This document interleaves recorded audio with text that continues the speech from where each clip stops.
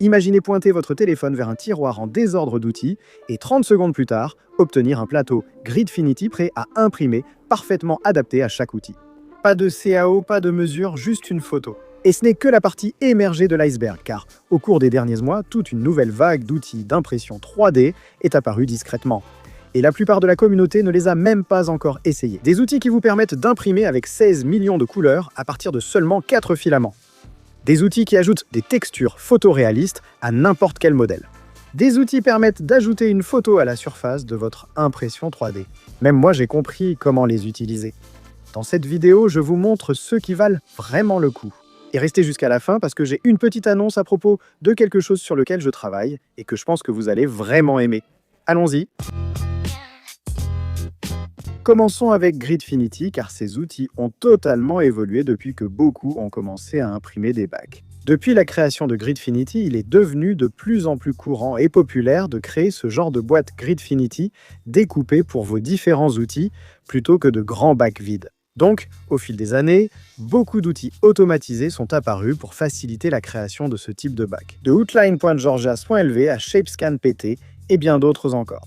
Mais le champion incontesté, du moins pour ce type de bac, doit être Tooltrace.ai. Déjà présenté par d'autres grandes chaînes d'impression 3D, de nombreuses nouveautés justifiant d'en reparler. Pour ceux d'entre vous qui ne le connaissent pas encore, Tooltrace vous permet essentiellement de prendre une photo de vos outils sur une feuille de papier de taille standard, puis de transposer ces formes ainsi que des ajouts comme des encoches pour les doigts, des découpes ou toute autre forme sur des bacs Gridfinity de taille standard. Pour être honnête, lors de mes premiers essais de Tooltrace, je n'ai pas été impressionné. Mais il semble qu'ils aient vraiment travaillé dur pour améliorer l'outil, car lorsque je l'ai testé et que je l'ai comparé au service suivant de notre liste, j'ai eu une expérience vraiment positive, ce qui m'a d'ailleurs poussé à le placer en tête de cette liste. J'ai particulièrement apprécié l'efficacité du traçage d'outils par l'IA, la façon dont il choisit automatiquement et dynamiquement la meilleure taille de bac pour mes outils, et le fait que je pouvais prendre plusieurs outils en photo en même temps, puis générer des bacs pour eux, ensemble ou un par un. De plus, depuis ma dernière utilisation, l'interface est devenue excellente. L'avantage, c'est que la version gratuite offre déjà beaucoup, et l'accès illimité aux fonctions pro coûte environ 8 $ par mois, ce qui me semble très raisonnable.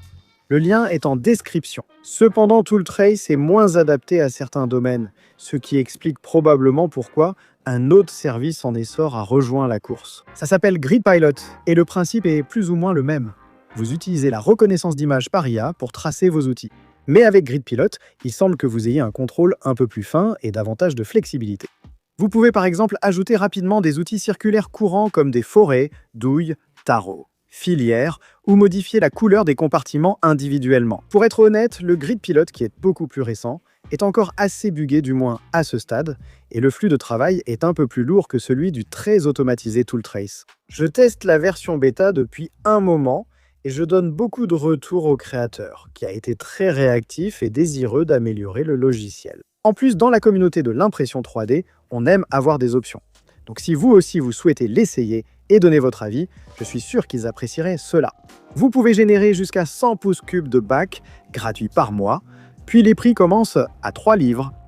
Alors pourquoi ne pas essayer? En parlant d'options, pendant que je faisais des recherches pour cette vidéo, j'ai en fait découvert un autre service qui peut tracer vos outils sur des bacs Gridfinity comme ceux-ci, mais celui-ci est en fait open source, ce qui a plu à tout le monde. Et il peut être exécuté localement. Ça s'appelle Tracefinity, et honnêtement, ça fonctionne exactement comme les deux autres outils que j'ai mentionnés auparavant. Maintenant, j'ai trouvé qu'il offrait encore plus d'options de personnalisation, comme le chanfreinage des bords de vos découpes, un lissage personnalisé, ou même l'ajout de formes personnalisées. Mais je trouve vraiment génial qu'en plus de proposer des formules gratuites et payantes généreuses, Tracefinity ait publié son code gratuitement sur GitHub, ce qui vous permet de l'héberger vous-même. Mon Dieu, j'adore cette communauté. Que faire si vous avez besoin d'une découpe 3D pour épouser la surface d'appui de votre outil et non d'une simple projection 2D? Bien sûr, vous pourriez télécharger un bac plein, puis l'importer dans votre slicer avec un modèle 3D de votre outil et effectuer une opération booléenne dans le slicer, mais cela fait beaucoup d'étapes. Et en plus, que faire si vous devez d'abord créer le modèle 3D de l'outil que vous avez choisi? Pour cela, je recommande le module Gridfinity Feature Script pour ma suite CAO personnelle préférée qui est Onshape. Bien qu'Onshape soit une CAO de niveau professionnel, elle est entièrement en ligne, ce qui présente deux avantages dans ce scénario particulier. Premièrement, cela signifie que vous n'avez pas besoin de sacrifier plus de 9 gigaoctets de stockage sur votre ordinateur pour créer quelques bacs personnalisés avec Fusion. Mais plus important encore, deuxièmement, cela signifie qu'il existe une immense bibliothèque de modèles publics que d'autres personnes ont déjà créés dans Onshape. Donc vous pouvez simplement les rechercher directement dans l'interface CAO et les insérer directement dans votre modèle sans avoir à dessiner quoi que ce soit en CAO. Donc, chaque fois que j'ai besoin d'un design de bac plus complexe, c'est mon flux de travail personnel parce que cela ne prend que quelques clics. Et c'est complètement gratuit. Petite parenthèse, Onshape sponsorise cette chaîne. Si vous êtes ingénieur, un lien dans la description vous offre jusqu'à 6 mois de version pro gratuite. Que faire si vous souhaitez créer des bacs plus classiques pour la quincaillerie?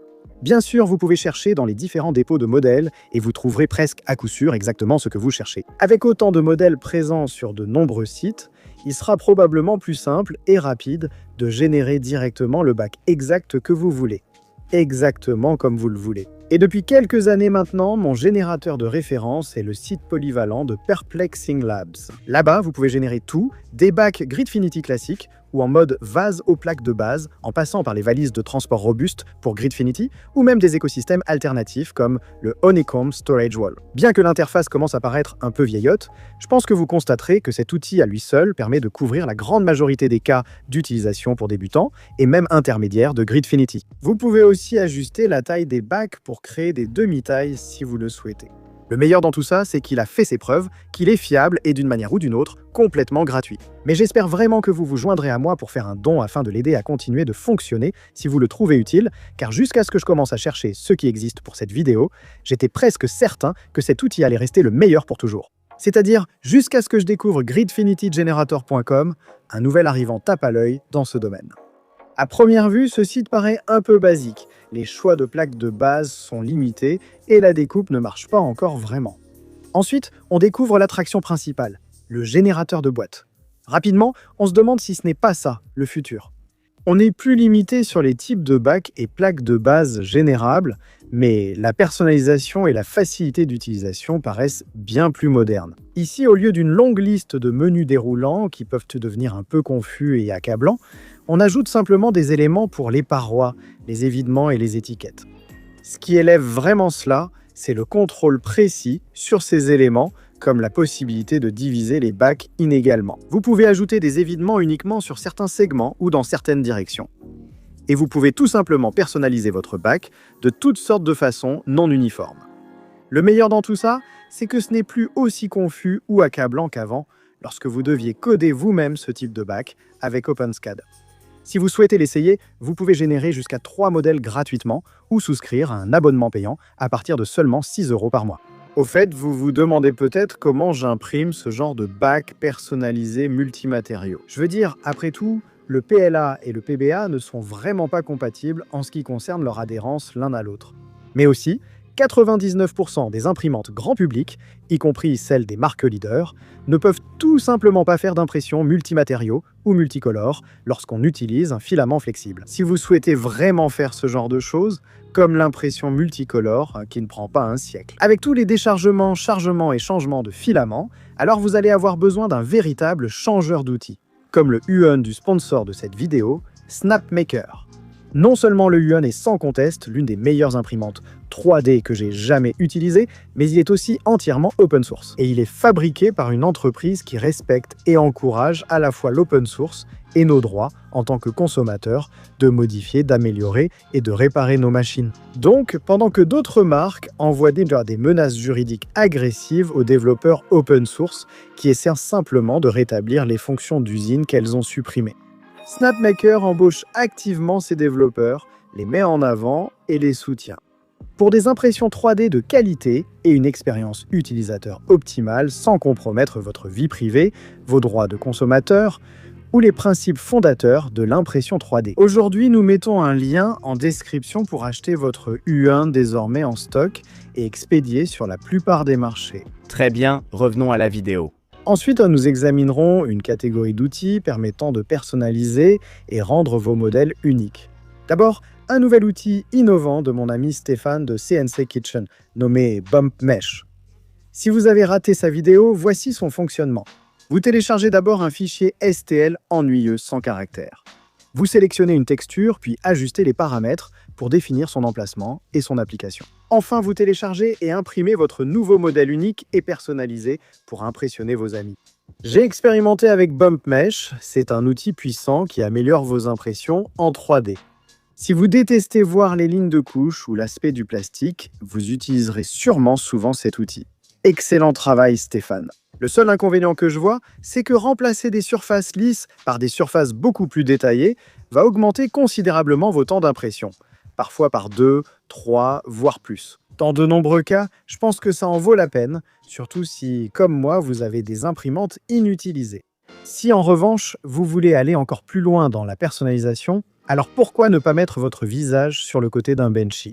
Ou un vase, ou tout ce que vous voulez, vraiment. Pour ça, vous devrez jeter un œil à Prime 3D, créé par un autre créateur de contenu, 3D Revolution. Non seulement Prime 3D vous offre une interface plus puissante et polyvalente pour peindre vos modèles 3D, mais il ajoute aussi des fonctionnalités complètement folles et époustouflantes. Vous pourriez par exemple peindre un dégradé sur votre modèle à imprimer avec des filaments de VCIM. Ou vous pourriez ajouter une vraie photo sur n'importe quelle surface. Ce qui me frappe le plus, c'est comment Prime 3D réussit vraiment à le faire. Évidemment, il utilise le tramage pour mélanger et assortir les couleurs. Mais il y parvient en dessinant des lignes incroyablement fines sur le modèle lui-même, qui peuvent ensuite être importées dans le slicer. Franchement, c'est pour moi, ça tire, c'est vraiment impressionnant. Et ça vaut vraiment le coup d'essayer pour voir comment ça fonctionne en pratique. Une fois votre modèle 3D prêt, il faut le découper et le convertir en G-code pour que votre imprimante puisse l'imprimer. Parlons des innovations étonnantes qui émergent actuellement dans le monde des slicers. Jusqu'à récemment, il y avait un point de friction vraiment étrange et frustrant en ce qui concerne l'impression en 3D, accès mobile.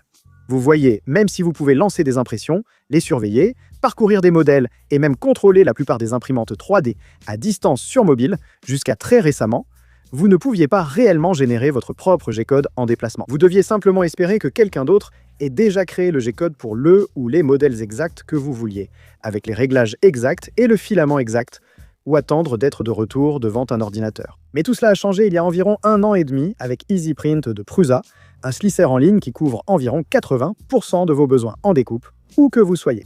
EasyPrint propose une découpe plus simple sur ordinateur et fonctionne aussi parfaitement sur mobile avec l'application Prusa. Et ne vous inquiétez pas, car Prusa l'a bien sûr ouvert et a ajouté des profils d'impression pour toutes les différentes imprimantes 3D existantes, même celles de leurs concurrents. Bien que certains de ces concurrents aient très obstinément refusé d'autoriser l'impression directement depuis EasyPrint. Quoi qu'il en soit, si vous possédez l'une des nombreuses imprimantes compatibles avec EasyPrint, je vous recommande vivement d'y jeter un œil. Non, vous n'aurez pas tous les réglages avancés possibles sur ordinateur, mais pour un usage quotidien, comme choisir un modèle sur Printable et l'envoyer à votre imprimante, tous les paramètres et personnalisations nécessaires sont disponibles. À moins d'être au bureau, j'utilise presque toujours EasyPrint pour découper mes fichiers. C'est plus rapide, plus simple et m'évite d'être distrait par mon ordinateur. Donc voilà un slicer qui rend la découpe de vos fichiers bien plus pratique, mais que faire si vous ne savez vraiment pas quoi faire au moment de les découper? Pour ça, il y a JSprint, un fork d'Orca Orca Slicer créé par l'équipe d'Obico. L'idée derrière JSprint est assez simple.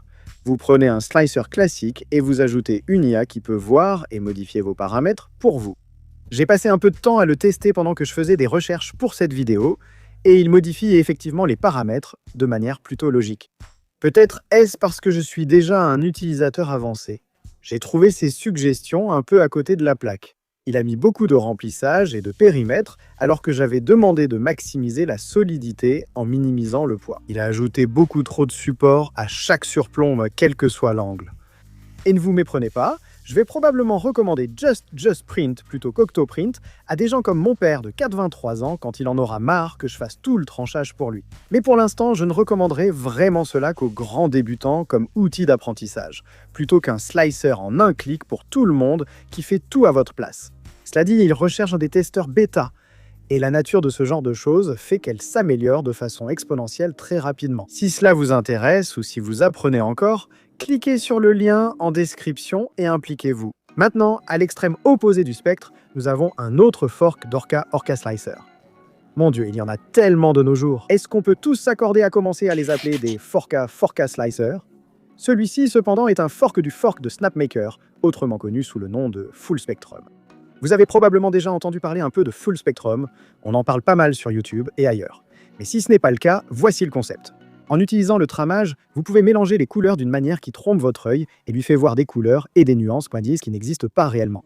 En fait, si vous utilisez du filament CMGN, vous pouvez théoriquement créer les 16 millions de couleurs en une seule impression 3D.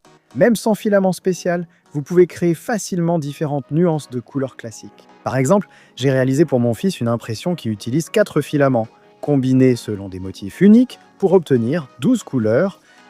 Super cool. Et honnêtement, PES n'est pas aussi lent à imprimer qu'on pourrait le croire avec un changeur d'outils comme le SnapMaker Huon.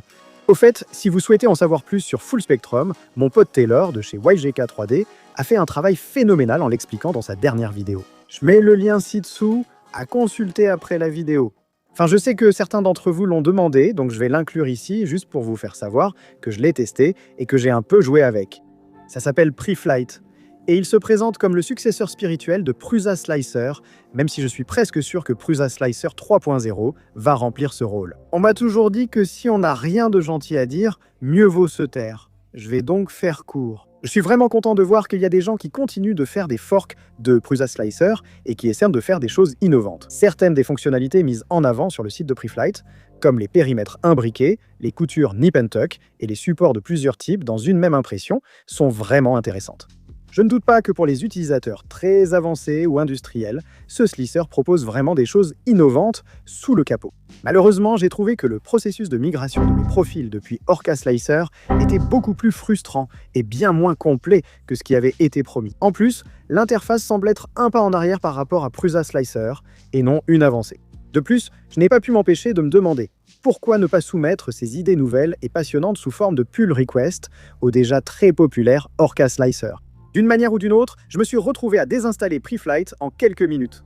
Désolé les gars, et je suis vite retourné à Orca Slicer. Mais au moins, j'ai essayé. Et je sais que beaucoup d'entre vous vont me dire dans les commentaires pourquoi j'ai complètement tort, à quel point Preflight est incroyable, et que je ne suis tout simplement pas assez intelligent pour en comprendre l'intérêt. Pour notre dernière catégorie, nous allons explorer le Far West des filaments pour imprimantes 3D, avec une série de sites web pour vous aider à trouver, comprendre et organiser vos filaments. Avez-vous déjà voulu trouver un filament spécifique, avec la teinte exacte, pour assortir à autre chose?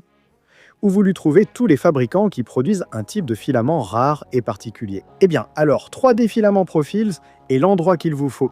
Non seulement il répertorie plus de 26 000 filaments différents couvrant 48 types de matériaux provenant de près d'1 millier de marques différentes, mais il regroupe aussi les couleurs exactes, des paramètres d'impression recommandés détaillés, des fiches techniques, les distances de transmission pour Qforged et bien plus encore. Vous pouvez même télécharger des étiquettes à code QR imprimables.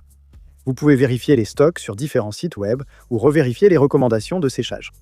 Sérieusement les gars, ce site est absolument dingue. Et d'un seul coup, il semble avoir absorbé les fonctionnalités d'une demi-douzaine d'anciens projets communautaires comme Filament Colors XYZ, Filament Meter, Filament List, Spoolman et bien d'autres encore. Et ce n'est que la partie visible de l'iceberg. Vous pouvez aussi suivre votre collection de filaments, la quantité utilisée sur chaque bobine et son lieu de stockage. Importez des fichiers 3MF pour soustraire automatiquement du filament de votre inventaire. Et ils sont actuellement en train d'ajouter une bibliothèque complète d'imprimantes 3D, de systèmes AMS, de plateaux d'impression, de sécheurs de filaments. C'est beaucoup. Et d'une manière ou d'une autre, ce site est géré gratuitement. Et l'auteur n'utilise même pas de lien d'affiliation pour la plupart des produits. Ce qui, honnêtement, me paraît fou. Allez voir, inscrivez-vous et si le site vous est utile, pensez à leur donner quelques euros. J'aimerais qu'il continue à se développer. Mais la seule chose que 3D Filament Profiles ne semble pas faire, c'est vraiment vous informer sur les plus de 60 types de filaments différents qui existent, ou sur le moment où vous pourriez vouloir en utiliser un plutôt qu'un autre. Ayant déjà réalisé 7 ou 8 vidéos ces 3 dernières années pour tenter cela, je me suis dit, qui mieux que moi pour créer une telle ressource? Donc récemment, j'ai lancé la Fill Library sur filament.thenextlayer.com. Ce n'est encore qu'un prototype très basique pour l'instant. Mais l'idée est la suivante. Pour chaque filament, je veux que vous compreniez d'un coup d'œil sa valeur, son utilité, ses points forts et faibles. Ce qui est intéressant là-dedans, c'est que ces explications et ces graphiques ne sont pas simplement du charabia généré par l'IA. Elles sont en fait tirées des dizaines de milliers de mots que j'ai écrits au fil de l'histoire de cette chaîne, en plus de données réelles extraites de vraies fiches techniques. Il y a aussi des liens vers la vidéo précise où j'ai présenté ce filament pour que vous puissiez voir des exemples d'impression et d'utilisation. Maintenant, j'ai plein d'autres idées pour des améliorations et des mises à niveau majeures, y compris la possibilité de comparer des filaments ou un assistant alimenté par l'IA qui vous aiderait réellement à choisir le bon pour votre prochain projet. Mais avant d'y consacrer encore beaucoup de temps et d'efforts, j'ai pensé le partager avec vous tous pour voir si cela vous est utile. Je vais donc laisser un lien vers cela dans la description ci-dessous. Ou si vous voulez commencer à apprendre tout de suite, regardez absolument cette vidéo récente que nous avons réalisée. Dans cette vidéo, nous avons testé 17 des filaments spéciaux les plus uniques que les consommateurs peuvent réellement se procurer, afin de comprendre quel type de projet ils permettent à nous, amateurs, de réaliser. C'était vraiment amusant à produire, avec des enseignements très intéressants et révélateurs. Je pense que vous allez vraiment adorer. C'est tout pour cette semaine. On se retrouve sur The Next Layer.